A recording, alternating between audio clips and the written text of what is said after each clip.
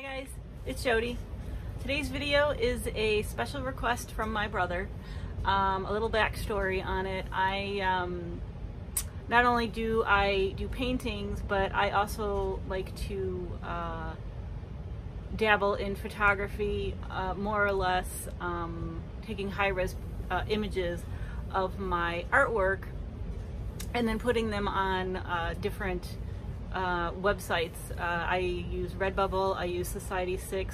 There's a plethora of them out there, the print on demand, but I like those too because I also get to set up my own shop. But my brother has a Pro Bowl shop here in Illinois, and he made a special request to initially find a painting that I can use as a backdrop, you know, on maybe a shirt or something for his shop, so he could wear. And so I thought, oh, that's really cool. Okay, you know, pick out something you like and I'll do it. And then I'm like, well, what are your colors? You know, let me see if I can maybe put something together and then take an image or two of it and upload it and see what kind of fun stuff we can make with it. So that's the premise of this video. I am going to be creating a painting for my brother so that I can take high-res images of it, both wet and dry, to see which one I like better, and then use that to upload and digitally manipulate and put on different merchandise, different things, t-shirts, whatever he wants to use for it. So I thought it would be fun to kind of at least share that sort of the process. You know, I'm gonna, you know, you'll watch me make the painting, but I'll come back at the end and I'll show you everything, and I'll kind of show you a snippet of my Redbubble and what you can do with it, just if anybody's interested in that. So let's go get started with that painting.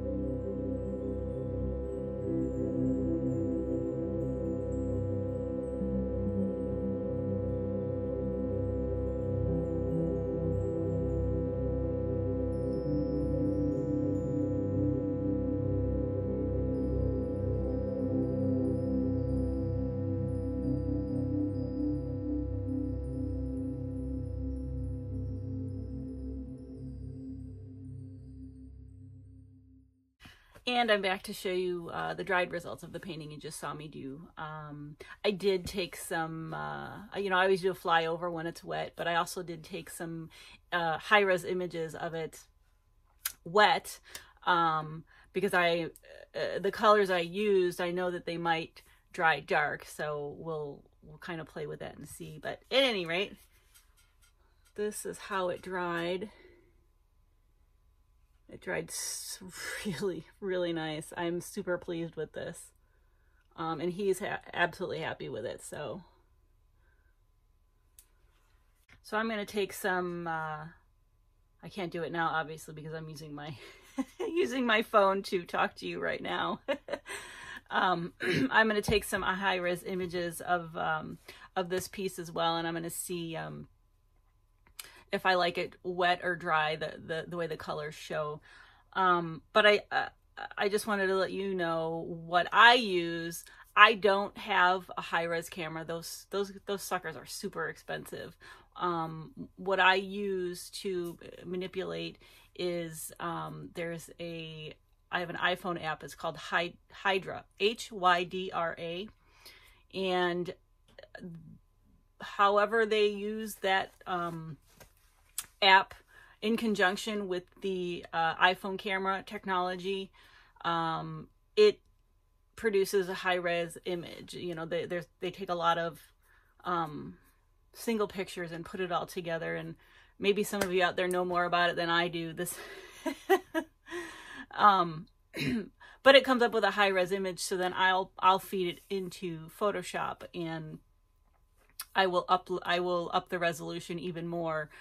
But you want to be careful with that, so when you blow it up, it doesn't appear grainy or pixelated. And that is a completely another tutorial. One that I don't know that I can take on.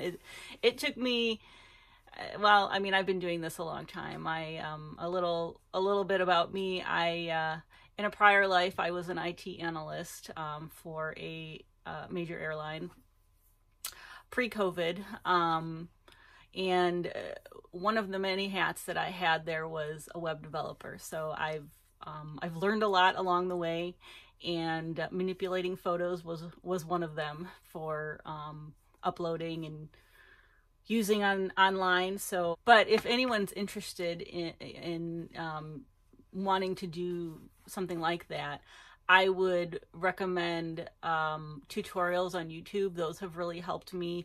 Photoshop itself really has some nice tutorials. Photoshop can be a bit pricey too. There's also another app called GIMP, G-I-M-P, if you have a Mac platform, that's free. It doesn't do everything that Photoshop does, but I have used that as well to manipulate my photos, and it does everything I need it to do.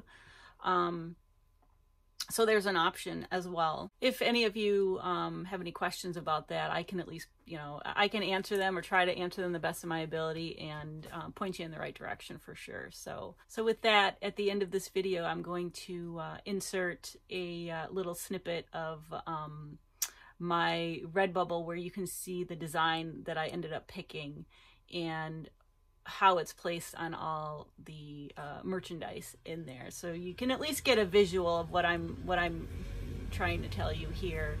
And if it's, you know, something that interests you, you know, leave me a comment. I can certainly point you in the right direction where Redbubble and Society6 are concerned. I really have a lot of fun with it. I just think it's completely awesome that you can take an image and put it on 60, 70, 80 different things, and then, you know, a phone case now has your painting on it, or a t-shirt, and you can even get art prints. So and I'm going to keep gushing on it, so I'm just going to stop while I'm ahead. So thank you so much for watching. I had a lot of fun creating this.